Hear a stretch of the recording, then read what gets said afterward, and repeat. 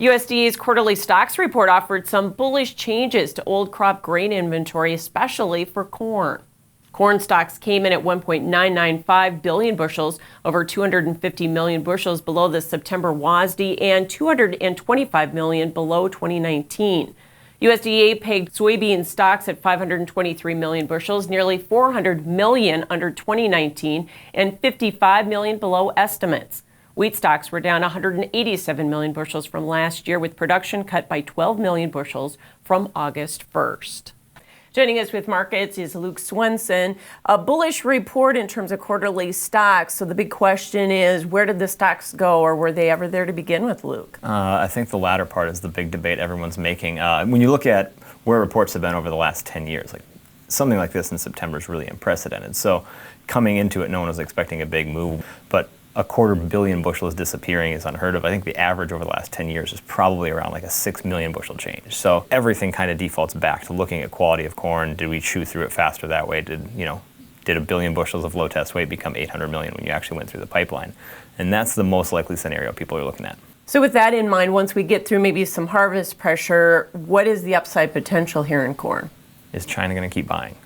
Well, that's true in beans too. That's the important question here. We've been making the argument that China's played their hand. They're going to buy the whole way through the election. So if they keep showing up, I think you're going to test the $4 mark and you're going to keep going. However, we are quick to tell people as we're hedging and kind of re-owning with calls, don't get too greedy on this thing, because if they disappear, it'll offset a couple other issues if they pop up in South America this winter as well. That same dynamic is true for soybeans. How much more do we think they'll buy of soybeans, and can we push, say, past the $11 mark?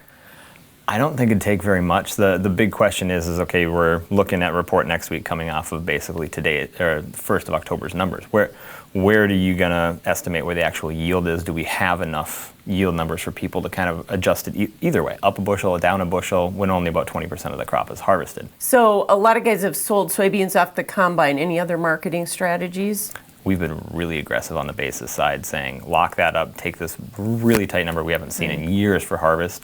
And then we've gotten to about half cash sold, and we own a good chunk of that with calls. Just happily let this thing work and be able to sleep at night. If they bolt a buck on a surprise next week for some reason, we'll happily be there, but don't give up a $2 rally either in the process. Wheat stocks and production were also pulled down, and so do we have a bullish argument now for wheat to move higher? I think the bigger barrier for us up in the north is looking at where is next year's spring wheat going to be. We got a lot of guys with good quality wheat in the bin. That's not going anywhere, and you're getting 21 pushing up towards the $6 mark in December. We're close to 590.